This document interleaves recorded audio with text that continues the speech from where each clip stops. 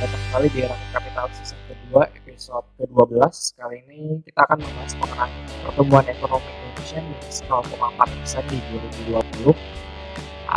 Ini bukan clickbait, ini beneran dari prediksi dari Menteri Keuangan kita Ibu Sri Mulyani bahwa diperkirakan pertumbuhan ekonomi Indonesia bisa minus 0,4% di 2020. Bagaimana ceritanya bisa seperti itu? Pertama, mungkin kita akan membahas mengenai perkembangan perekonomian global. Hari ini gue bersama Julio, Dia, dan Sigma, full team hari ini. Halo. Halo. Halo. Dan yang pertama kita akan langsung membahas mengenai proyeksi pertumbuhan ekonomi global di 2020. Yang pertama dari JP Morgan, ini pada tanggal 20 Maret 2020, dia memperkirakan ekonomi global minus 1,1%. Kemudian Economist Intelligence Unit 26 Maret 2020 minus 2,2%.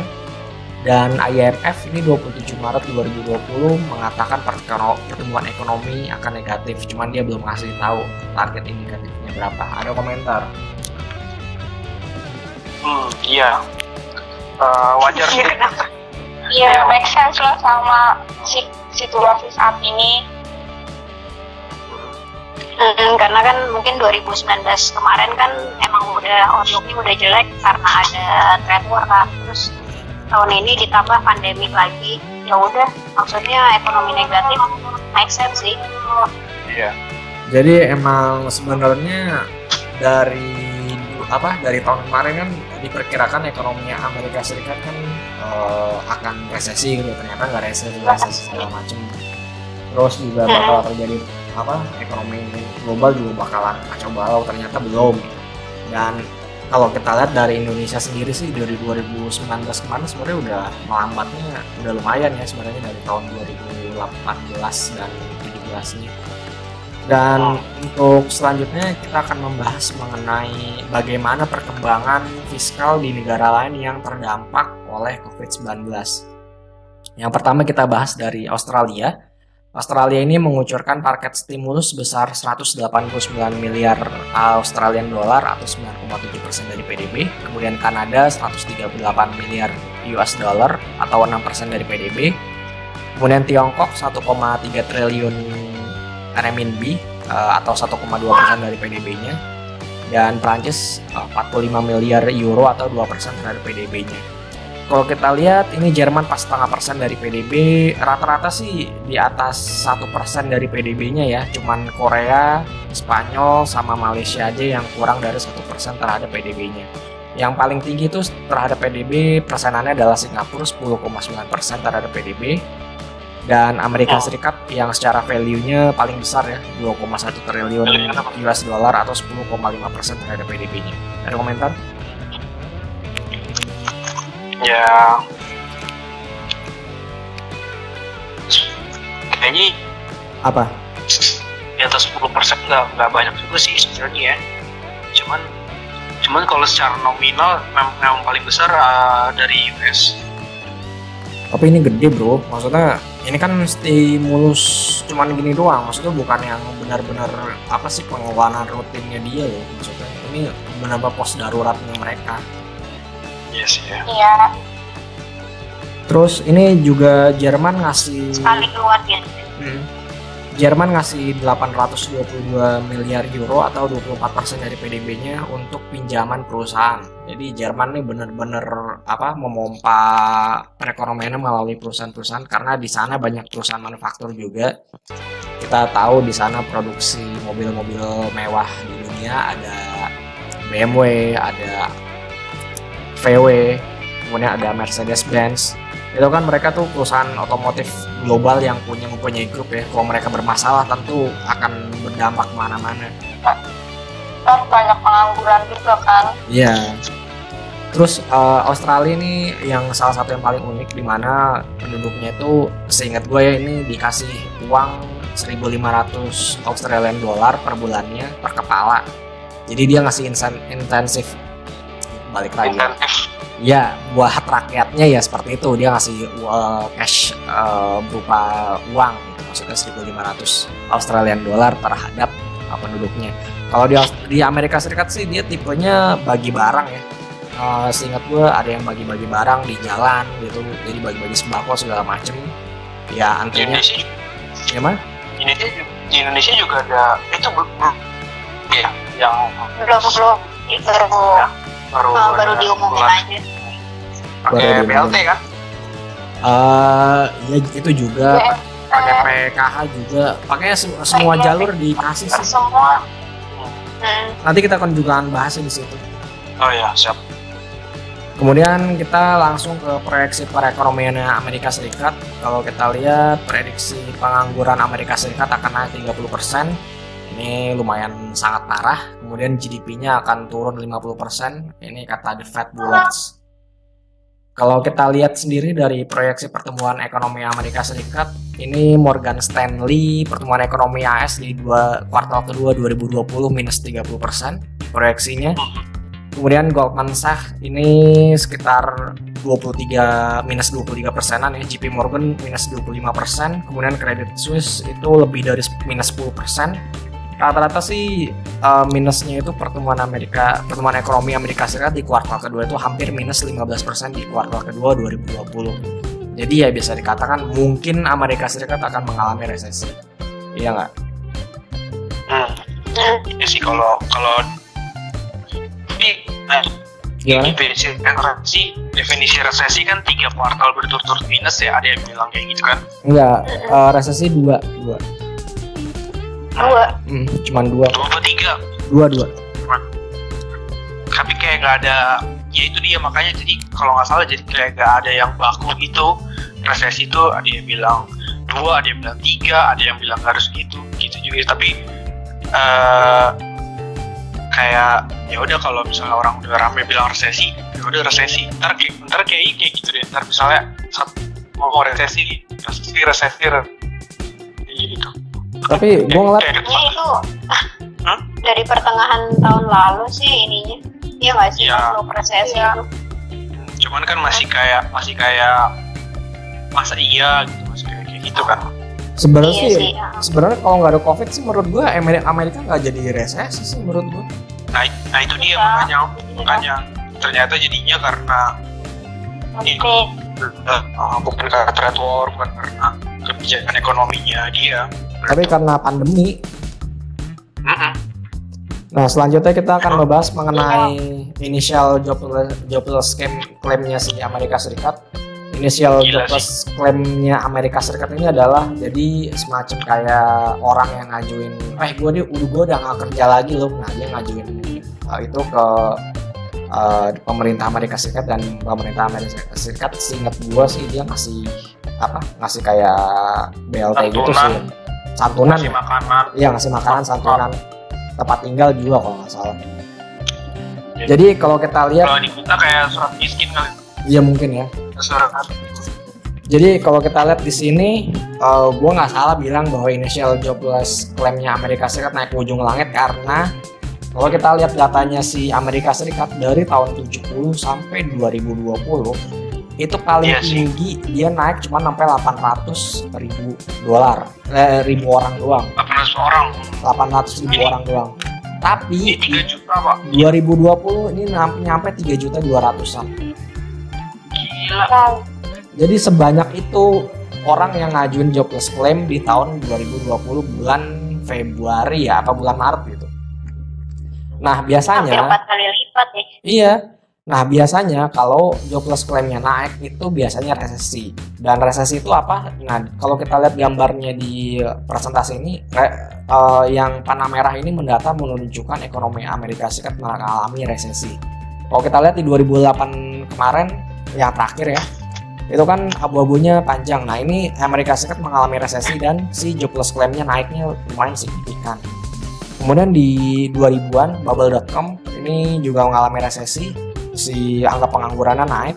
Kemudian di tahun 90-an angka pengangguran juga initial jobless claim-nya naik juga, terjadi resesi. Di tahun 80-an juga terjadi, tahun 70-an juga terjadi. Jadi hampir bisa diperkirakan bahwa kalau jobless claim-nya itu naik secara signifikan, maka Amerika Serikat berpeluang untuk mengalami resesi. Itu aja intinya. Ini mereka kayaknya bukan WFH lagi ya, tapi udah dirumahkan gitu. Iya, bukan WFA lagi, emang benar-benar dirumahkan. udah nggak PHK. bisa. Iya di PHK. PHK bukan PHKH ya. PHK. PHK kan Banyak PKH kan program keluarga harapan, ini pemutusan hubungan kerja. Jadi benar-benar jobless claim-nya Amerika Serikat itu udah naik signifikan. Dan kemungkinan besar tingkat pengangguran, gua nggak tahu sih tingkat pengangguran. Ini kan jobless claim ini kan orang yang taruh kerja segala macam kan dihitungnya di sini. Kalau gua nggak tahu deh kalau unemployment rate-nya atau tingkat pengangguran Amerika Serikatnya itu bakal ngaruh signifikan apa enggak. Gua kurang tahu kalau yang itu. Yang jelas ya inilah Amerika Serikat bisa berpulang mengalami resesi ya karena ini sebenarnya salah satunya. Nah itu kenapa? Oke, lanjut. Nah selanjutnya kita beralih ke proyeksi perekonomian Indonesia, di mana dampak COVID-19 terhadap perekonomian. Mungkin ada yang mau membacakan dari rumah tangga, UMKM, korporasi, dan sektor keuangan. Mungkin dia bisa membacakan. Jiwa tuh berpotensi tertular. Terus ancaman kehilangan pendapatan. Katakan situasi kayak gini kan perusahaan juga pendapatan bagus dan dia harus tetap mengeluarin cost operasional dia kan, otomatis banyak yang di PHK juga. Katakan kita kan harus social distancing kan, jadi pasti penurunan daya beli masyarakat, consumption-nya pasti menurun. Terus ini semuanya apa? Mungkin Sigma yang UMKM. Oh iya, UMKM. Oke, dampaknya itu kalau UMKM kan ya iya sih, dia nggak bisa melakukan kegiatan usahanya kan, apalagi yang kayak tukang apa sih, tukang yang suka lewat pinggir jalan itu informal lah ya, pekerja informal gitu. Ya informal jelas terganggu sih, soalnya kan biasanya kan misal kalau di warung kecil gitu kan, orang-orang kan biasanya pada nongkrong atau sambil ngobrol di situ kan. Terus sekarang karena yang dia bilang tadi social distancing ya langsung menurun dapat. NPL perbankan juga kemungkinan bakal naik sih ya. Iya, apalagi yang usaha-usaha kredit perbankan kan dia juga jadi apa ya, macet sih, nggak mungkin lebih sulit bayar aja. Sebenarnya gue mau ceritain UMKM ini. Jadi UMKM ini sebenarnya sih kalau gue lihat-lihat ya, ini sih bukti nyatanya sih udah ada ya. Maksudnya di dekat rumah gue kan ada warteg tuh sama tukang bakso. Itu udah kagak buka lagi sekarang. Ya mungkin itu bakso keliling gitu ya. Apa? Bakso pangkalan. Jadi emang rumahnya kayaknya di situ sih dia. Tinggalnya di rumah itu. Itu kayaknya udah nggak jualan lagi. Tapi itu dilihat mungkin ini suara gue kedengeran kan? Iya kedengeran. Iya, mungkin ya Bilang dia juga mungkin Pak. Kenapa? ini juga Karena kamu kalau nanti dia mudik bisa juga ya. Iya dia mudik bisa juga. Dia saving uang buat daripada dia jualan, kan dia harus ngeluarin cost nih operasional dia. Kalau nggak laku dia rugi dong. Nah iya maksud gue, poin gue adalah banyak UMKM yang udah tutup karena mereka ngerasa Jakarta udah nggak ada orangnya lagi pada di rumah dan mereka memilih untuk pulang kampung. That's why kalau lihat-lihat berita kemarin-kemarin kan banyak orang yang pulang kampung ya. Iya sih. Nah terus kita lanjut ke korporasi. Kalau korporasi ini banyak yang paling rentan adalah manufaktur, perdagangan, transportasi dan akomodasi, restoran dan perhotelan. Kemudian kalau sektor keuangan ini memburuknya aktivitas ekonomi dan dunia usaha akan merembet ke sektor keuangan. Contohnya itu adalah depresiasi rupiah, volatilitas pasar keuangan dan capital flight. Ini capital flight itu maksudnya ini ya, dana asing yang kabur dari Indonesia. Kemudian juga perbankan dan perusahaan pembiayaan berpotensi mengalami persoalan likuiditas dan insolvensi. Iya, kredit susah bayar. Iya. Tapi mesti nyalurin. Iya, jadi kredit orang-orang pada susah bayar ya, dan mereka juga harus nyalurin kredit. Jadi uangnya dari mana gitu ya kan? Perusahaan leasingnya berat ya jadinya. Itu dia. Buat yang kredit motor mah jadi ringan ya. Tapi belum tentu. Ya sih, tapi kan dia juga berat juga ibaratnya kalau misalnya kredit pakai misalnya pakai informal misalnya dia gojek juga pendapatannya turun ya bayar apa sih kredit ini ya terus kayak misalnya yang punya kayak pedagang UKM gitu udah dia nggak laku terus di sini harus bayar kredit motor makanya dia udah pulang kampung kan ibaratnya sebenarnya ya salah juga sih. Iya. Tapi kalau leasing tuh belum tentu ini loh semuanya dikabulin, maksudnya kan tadi ya kalau gue dengar dari terakhir kan yang dikit yang dapat fasilitas itu kan yang jadi korban COVID doang katanya. Wah, itu nggak usah dihirauin lah, itu masih kebijakan yang belum jelas sampai detik ini. Mendingan fokusnya sama yang lain aja sih kalau menurut gue. Nah, sebenarnya ini dia nih, bentar. Tadi pagi kan Bu Sri Mulyani kan dia udah presentasi ya. Kemarin tadi pagi tuh live di YouTube, dia ngasih outlook indikator ekonomi Indonesia. Dan kalau kita lihat dari APBN dan dari skenario berat dan sangat beratnya, ini sangat jauh ya. Di APBN itu indikator pertumbuhan ekonomi year on year-nya 5,3%. Dan perkiraan skenario pertumbuhan ekonomi yang mengalami permasalahan yang berat itu hanya 2,3%. Dan kalau kalau perekonomian Indonesia mengalami masalah yang sangat berat akan minus 0,4% seperti yang judulnya tadi gitu. Kemudian itu kenapa? Batas paling buruknya ya. Iya, batas paling buruknya. Kemudian nilai tukar. Nah, kalau dengar episode yang 11 yang kemarin kita sempat ini kan bahas rupiah kan. Kita bilang kan rupiah bisa ke 17.750. Nah, kali ini apabila skenario ekonomi pertumbuhannya bakal parah, nilai tukar rupiah kita juga bakal sampai 17.500. Ya nggak beda jauh sih ya sama proyeksi asal-asalan kita di minggu lalu. Kan iya.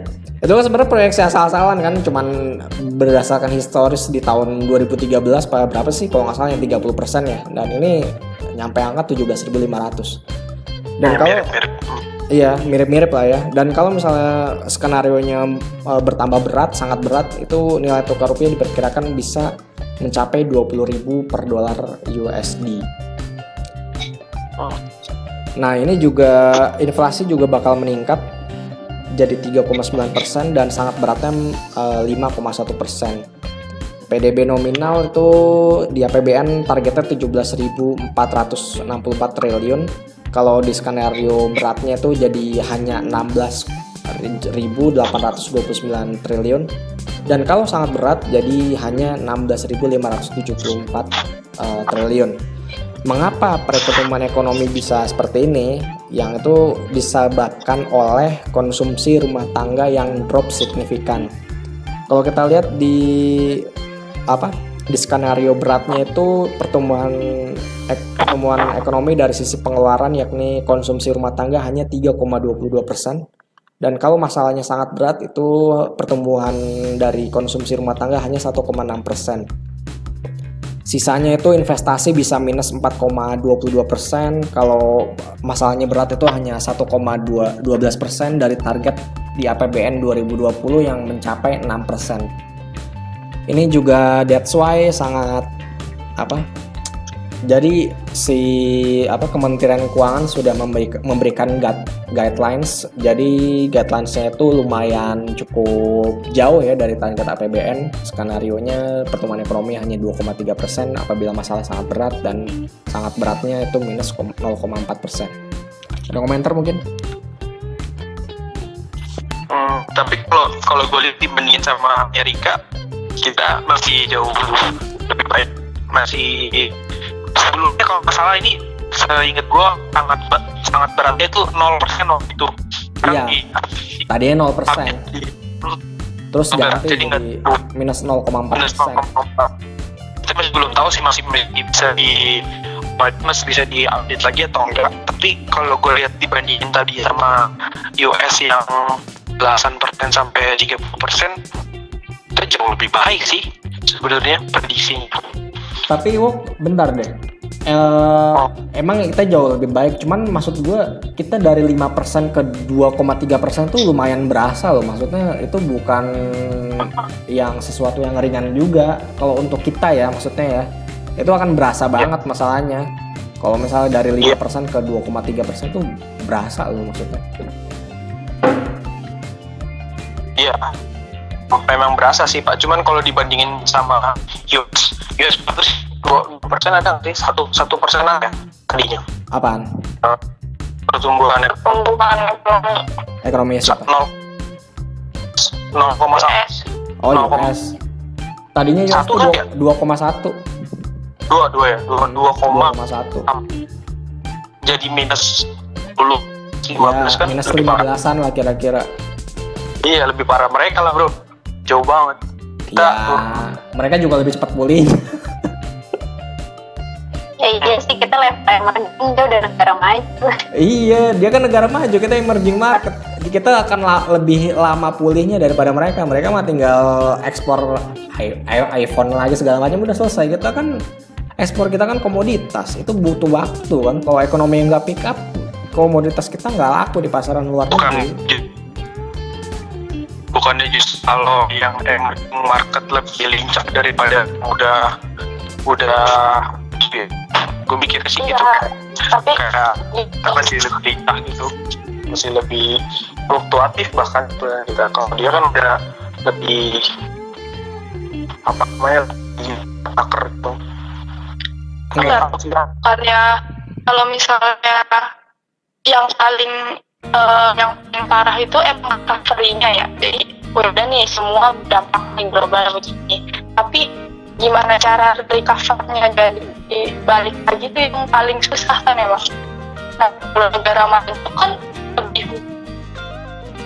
lebih apa? Oke ya. Mungkin fasilitas dia juga.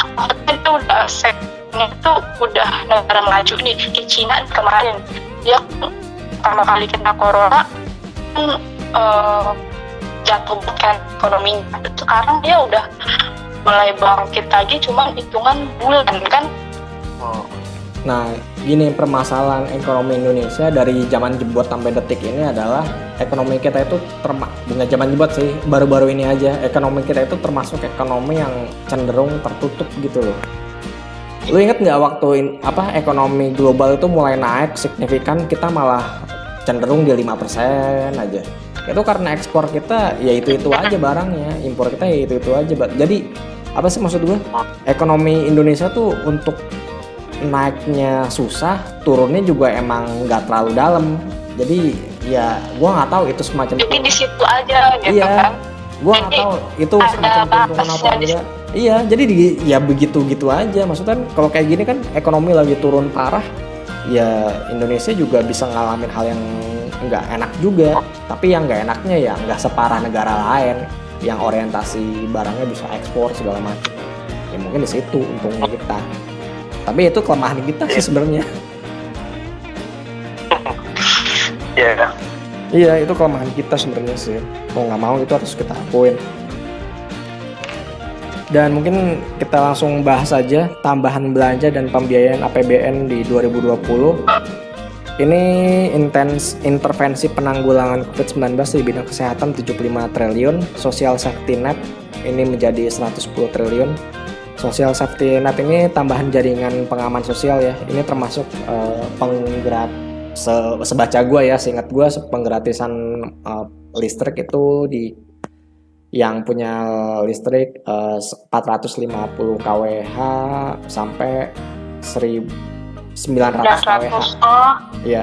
Yang 450 bawah kan 100% sama 3 bulan. Iya. Kalau yang 900 itu dia cuma 50%.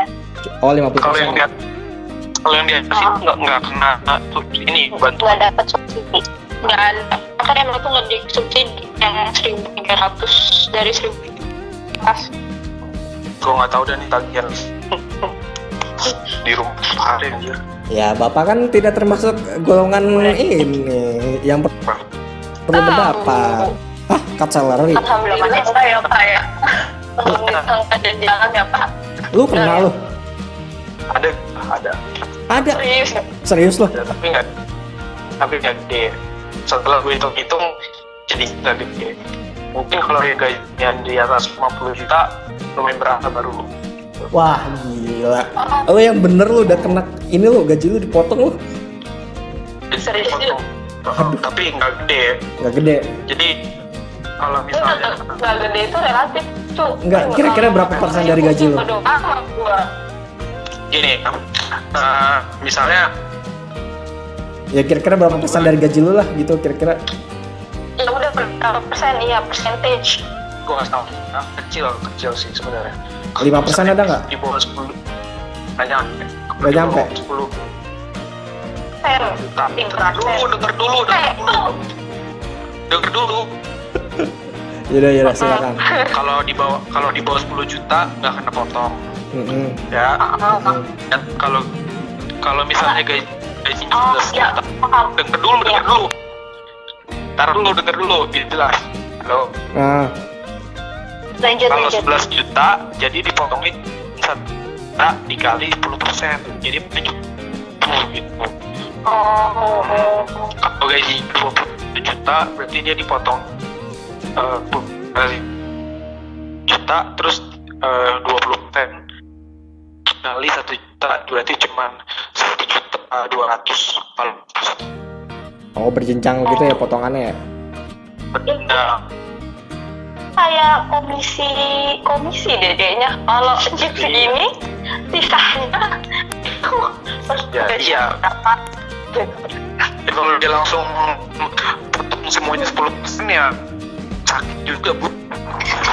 Ya nggak? Yes. Kalau 20% kali 20 Misalnya- begitu ya. ya 2 juta lu dipotong. Iya. Juga kalau gaji lu 10 juta dipotong 1 juta mas juga plus 900.000. Oke. 9 juta maksudnya. Iya benar. Kita lanjut lagi ya. Berarti anyway gue kan ya karena isu sekarang ya gue beberapa perusahaan gue udah potong sih kayak Serius aja.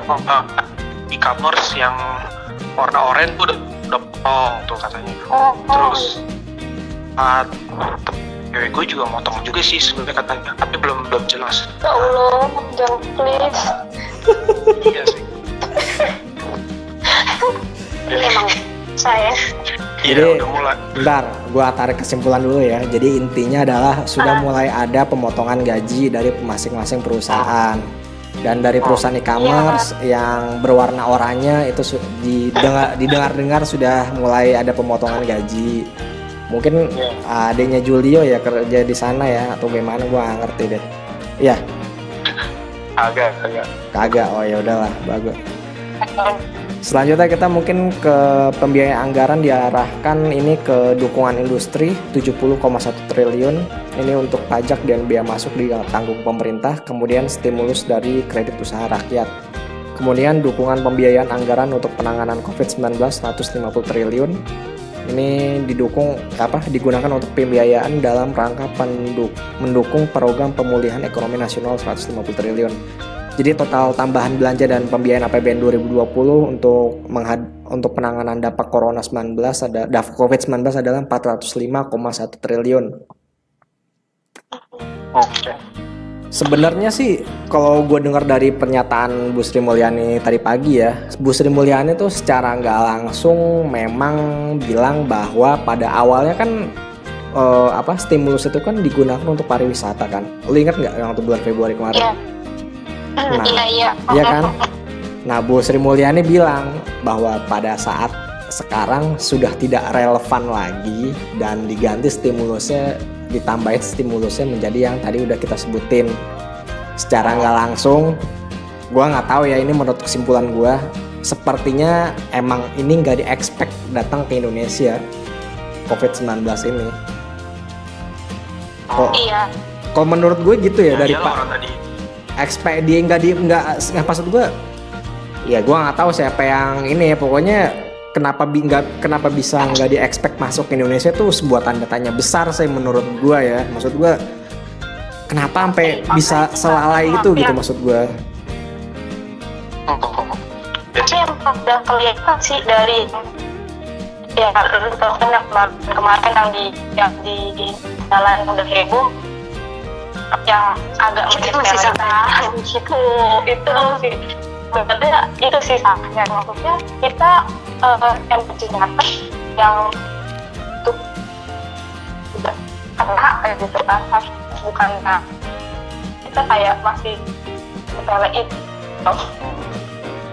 Ya sebenarnya ya itu sih. Nah selanjutnya ini kita bahas APBN 2020 diperkirakan akan defisit 5,07% dari PDB. Defisit ini akan melewati undang-undang nomor 17 tahun 2003 tentang keuangan negara. Kalau undang-undang ini menyebutkan bahwa maksimal defisit APBN itu maksimal adalah 3%. Kali ini diperkirakan hingga 5,07%. Dan pemerintah itu akan mencoba untuk menerbitkan Perpu. Perpu itu adalah peraturan pemerintah pengganti undang-undang agar ambang batas defisit APBN itu dinaikkan. Nah, kemungkinan P5% ya. Defisit APBN 5% itu direncanakan selama 3 tahun dari 2020 sampai 2022 dan akan kembali normal di tahun 2023. Nah, kalau kita lihat pendapatan negara ini akan berkurang 10%. Kemudian ini juga ada tambahan belanja penanganan COVID-19 255 triliun dan defisit APBN 5,07%. Dan kalau kita lihat lagi anggaran di postur APBN di 2020, belanja negara kita itu adalah 2.540 triliun dan pendapatan negara kita 2.233 triliun. Sebenarnya ada pos yang gua nggak tahu sih kenapa yang nggak dipakai ya. Ada pos infrastruktur ini sebesar 423 triliun tapi tetap dianggarkan di 2020.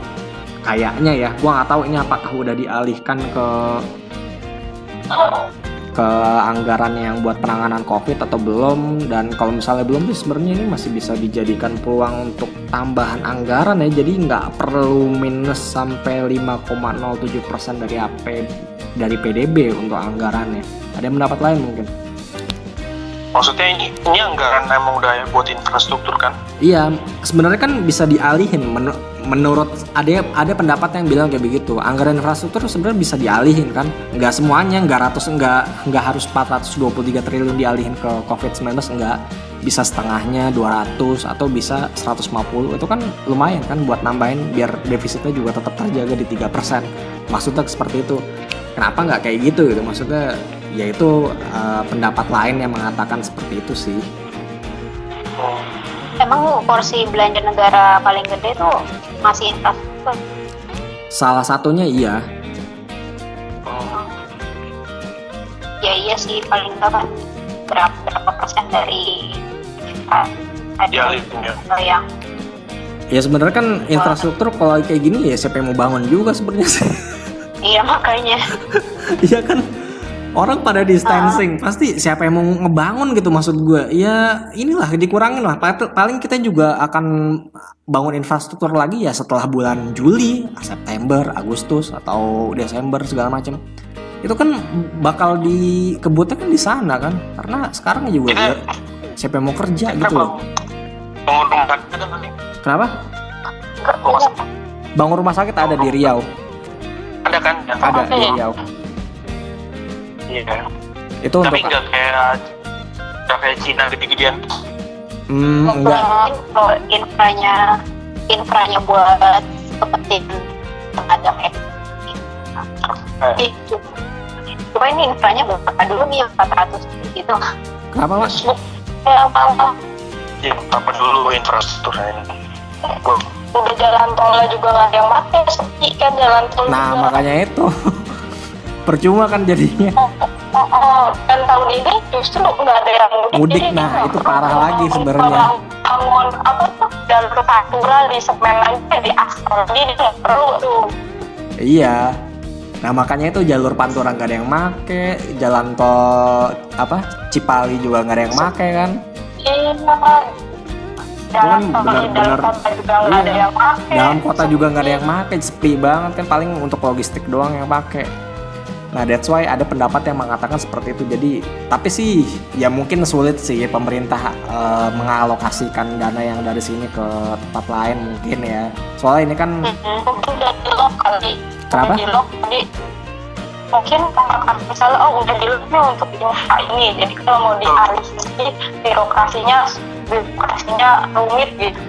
Atau mungkin karena si pandemi ini di Indonesia kasusnya belum separah kayak misalnya kita 150 juta, baru 1.600 yang meninggal kan, 1.400 kan yang meninggal sampai 2.000 ya kan. Gimana Pak? itu orang loh. 1.000. Gua tahu Pak, gua tahu Bill sebagai pemimpin negara, gue tahu satu orang juga itu nyawa manusia. Cuman kalau lu ingin, tapi itu tingkat mortalitas kita juga tinggi juga sih ya. Iya, makanya itu maksud gue. Ya nggak tahu sih, mungkin dia ini juga sih membandingkan dengan negara lain, misalnya kayak US bikin gitu. Mungkin gitu kan juga. Enggak juga sih sebenarnya, itu US kan tadi bantuannya 2 triliun US dollar. Gede juga sih. Nah, sebenarnya ada pendapat lagi nih, ada pendapat lain lagi nih. Apa? Kita nggak usah jadi pindah ibu kota, ada yang bilang kayak gitu. Hah? Kenapa? Nggak usah jadi pindah ibu kota dulu deh, katanya ada yang bilang kayak gitu juga. Maksudnya kan lagi kayak begini ya. Gue pernah dengar tuh, gue pernah dengar. Maksudnya juga, gue mikir gini loh, maksud gue di 2020 sampai 2022 kita minus 5%. Kalau misalnya itu 450 triliun sampai 500 triliun, berarti kita nambah utang sekitar 1.500 triliun sampai 3 tahun ke depan. Iya kan? Bisa. Maksud gue ya nggak tahu sih, ya itu pikiran pendapat di luar aja ada yang bilang kayak begitu. Ya pasti kan PNS berapa kan nggak pengen pindah ibu kota. Dengan ada kayak gini mah senang mereka. Iya. Teman-teman gue juga, teman gue PNS ada di ibu kota nggak ya? Senang sih dia jadinya. Tapi tampaknya Bapak Luhut Binsar Panjaitan menghendaki tetap berjalan ya. Jadi ya sudahlah, kita lupakan saja ide yang itu. Ya mungkin pemerintah punya pemikiran tetap pindah ibu kota itu. Yaudah, kita langsung ke market. Jadi intinya bahwa di kita yang pembahasan kali ini bahwa perekonomian Indonesia bisa mengalami perlambatan ekonomi hingga 2,3% di 2020, bahkan bisa minus 0,4% di 2020, dan dolar bisa mencapai 17.500 sampai 20.000. Intinya di situ ya, maksudnya inti dari pembicaraan ini. Dan bagi kalian yang investasi di pasar modal, obligasi dan segala macem, maupun di ini ya money market, juga harap berhati-hati lagi karena bank juga bisa mengalami kesulitan pada saat seperti ini. Itu aja. Iya, biasanya nggak akan dikasih untuk deposito ya, rate juga nggak akan dikasih tinggi-tinggi yang besar juga, karena mereka juga mikir balikinnya pakai apa. Nah iya. Tadi kalau nggak salah tuh gue lihat headline, lupa, kalau nggak salah sih JP Morgan ya, buat situasi sekarang ini tuh tusun DP. Belum bacanya, gue nggak baca artikelnya sih, belum baca artikel. Mungkin bisa cari itu. Kenapa dia bilang? Tusun to buyback. Oh, tusun to buyback. Iya. Refer ke Indonesia atau nggak ada refer kemana? Nah itu gue belum lihat sih. Oh iya. Langsung aja kita ke market preview ya, langsung. Ke market preview kita lihat support yang di 2020 3.916-an, dan tadi kemarin sempat di ini ya, di berapa? Udah sempat 48 nggak sih tadi? Oh, masa? Apa 46 tadi? Tadi hijau, habis itu tutupnya malah merah ya? Iya, malah merah. Dan kalau kita pakai 48 belum deh. Belum ya? 46 ya? Belum. 4.600 ya? Iya mungkin. Iya. Oke, kita pakai weekly-nya ISG. Mungkin kalau dilihat kok berubah-berubah terus sih ini target ISG-nya. Iya, namanya juga ISG-nya gerak, jadi kita pakai supportnya juga prediksi. Iya. Kita menyesuaikan nih. Iya, kita menyesuaikan. Soalnya kan supportnya kan kita nggak tahu kan kemarin supportnya di situ gitu. Ya udah kita bikin guidelines baru lagi. Jadi untuk selanjutnya ISG itu kalau kita pakai Fibonacci ya 127.2% itu di 3162 untuk level selanjutnya apabila melanjutkan bearish. Dan kalau melanjutkan bearish kembali itu menuju 2200-an atau 2300-an. Kalau kita pakai prediksi yang lama itu sekitar 2800 sampai 2700. Dan yang bawahnya itu sekitar 2300. Jadi angka-angka itu kemungkinan besar bisa dicapai oleh ISG apabila terus melanjutkan penurunannya. Dan kalau kita lihat juga itu kemungkinan besar akan mengalami sih ya, kemungkinan besar, iya nggak sih? Mengalami bol 39 itu. Iya, menurut gue sih akan sih, sooner or later akan.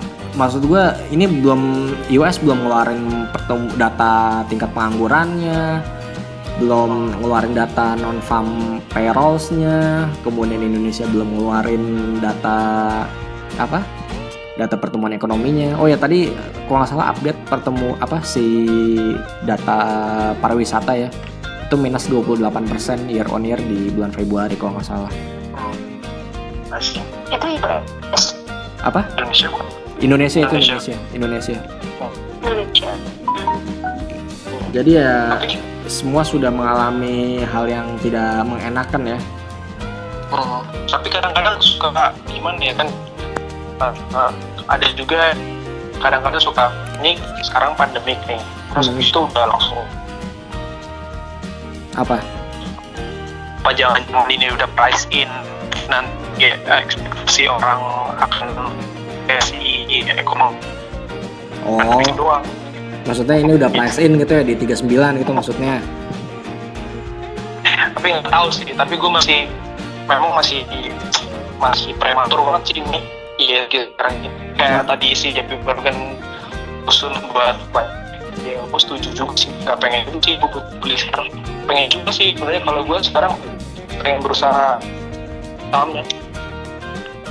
Iya sebenarnya sih kalau kita lihat sih ya itu make sense sih, maksudnya dari segi teknikal, dari segi fundamental emang ya nggak mendukung sama sekali untuk kita buy di angka sekarang, dan lebih bijak sih kalau menunggu lagi. Apalagi di level sekarang ya. Iya. Apalagi nih kemarin kan naik 2 hari kan gila-gilaan kan, biasanya udah kayak saham gorengan naik 17% segala macem, saham kapitalisasi terbesar di Indonesia digituin, gue nggak habis pikir aja sih sebenarnya. Tadi hari ternyata cuma sampai 4.600. 4.600 ya? Berarti gue salah lihat berarti. 4.600. Jadi prediksi untuk ISG gimana nih untuk minggu depan? Kemarin kan salah tuh minggu lalu. Prediksi untuk minggu depan si buat beli apa? Masih beres ya, menurut gue sih masih beres sih ya kalau untuk ISG kali ini. Jadi ya kemungkinan besar ISG masih akan melanjutkan penurunannya. Mungkin itu dulu dari Rakyat Kapitalis. Jangan lupa untuk subscribe dan like akun YouTube channel kita di Rakyat Kapitalis. Jangan lupa follow Twitter kita di Rakyat Kapitalis. Kalau ada pertanyaan bisa email kita di rakyatkapitalis@gmail.com. Kalau ada pertanyaan, jangan lupa dengerin Spotify kita di Rakyat Kapitalis dan Penyu FM. Kalau ada pertanyaan dan saran ya bisa email kita juga atau komen di YouTube channel kita. Gua Farhan, Julio, Sigma, dan dia pamit undur diri terlebih dahulu. Kita akan berjumpa kembali di episode berikutnya.